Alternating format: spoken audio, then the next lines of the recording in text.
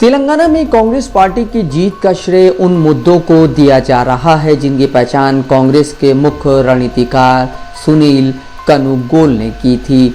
सुनील ने कर्नाटक में भी उन मुद्दों की पहचान की थी जिन्हें लेकर लोग बीजेपी सरकार से नाराज थे। इसके बाद पार्टी वहां 5 गारंटियां लेकर आई थी जिनके दम पर उसे चुनाव जीतने में मदद मिली थी। ऐसी ही रणनीति तेलंगाना में भारत राष्ट्र समिति यानी बीआरएस की सरकार के खिलाफ चल रही सत्ता विरोधी लहर का फायदा उठाने को लेकर अपनाई गई। लेकिन दिलचस्प बात यह है कि सुनील की रणनीति तेलंगाना में तो बीआरएस को सत्ता से हटाने में मददगार रही, लेकिन मध्य प्रदेश और राजस्थान में उनकी इसी तरह की सलाह को नज़रअंदाज कर दिया गया और नतीजे में पार्टी को यहां हार का सामना करना पड़ा। कर्नाटक कांग्रेस के अध्यक्ष और राज्य के डिप्टी सीएम DK शिवकुमार ने कहा, सुनील ने तेलंगाना में भी शानदार काम किया है। उनकी रणनीति हमारे लिए कारगर रही है। हाँ, ये ज़रूर है कि पार्टी के अध्यक्ष का उनसे अच्छा तालमेल हो और उनकी ओर से मिलने वाली जानकारियों पर काम किया जाए। सुनील ने चुनावी रणनीति बनाने में उस समय महारत हासिल की जब वह प्रशांत किशोर की उस टीम में शामिल थे जिसने 2014 के लोकसभा चुनाव में बीजेपी का प्रचार अभियान संभाला था। उस दौरान नरेंद्र मोदी प्रधानमंत्री बने थे। इसके बाद सुनील ने 2019 लोकसभा चुनाव में DMK के साथ काम किया। फिर 2021 के तमिलनाडु विधानसभा चुनाव में AIADMK के साथ जुड़े। 2 साल पहले सुनील को बीआरएस के अध्यक्ष और पूर्व मुख्यमंत्री के चंद्रशेखर राव ने भी बुलाया था, लेकिन यहां बात नहीं बनी। फिर सुनील कांग्रेस पार्टी के सदस्य बन गए और इसकी रणनीतिक टीम को संभालने लगे। पहचान जाहिर न करने की शर्त पर कांग्रेस के एक पदाधिकारी ने BBC को बताया, वह खामोशी से काम करते हैं और वोटरों की चिंताओं और मुद्दों का अध्ययन करके पार्टी के लिए ऐसे नैरेटिव तैयार करते हैं जिन पर काम करना चाहिए।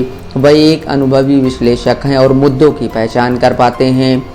पार्टी के लोग उदाहरण देते हैं कि कर्नाटक में सुनील की सलाह पर ही बीजेपी की सरकार के खिलाफ भ्रष्टाचार को लेकर अभियान छेड़ा गया था। कांग्रेस के एक नेता ने इस बारे में मीडिया से बात करने के लिए अधिकृत न होने के कारण नाम न जाहिर करने की शर्त पर BBC को बताया कि तेलंगाना में भी ऐसा ही किया गया।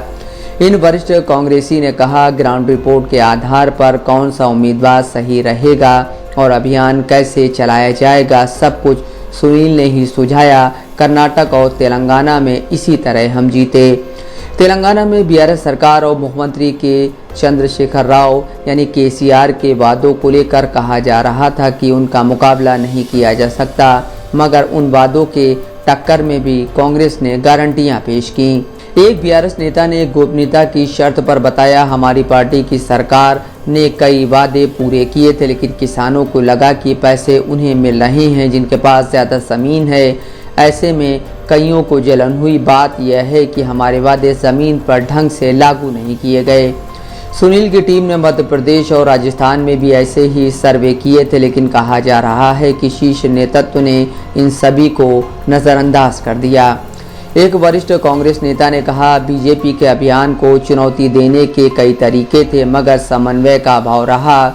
मध्य प्रदेश में देखा जाए तो ज़मीनी हालात पर ध्यान दिए बिना एक ही व्यक्ति ने फैसले लिए। मुझे बताया गया कि राजस्थान में भी यही रवैया देखने को मिला।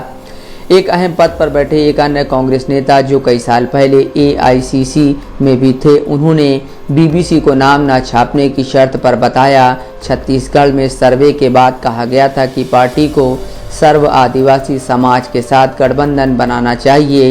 ये एक नई पार्टी है जिसका नेतृत्व कांग्रेस के एक पूर्व केंद्रीय मंत्री कर रहे हैं। वह तो अपनी पार्टी का विलय करने को भी तैयार थे, लेकिन हमें ट्राइबल इलाकों में हार का सामना करना पड़ा है।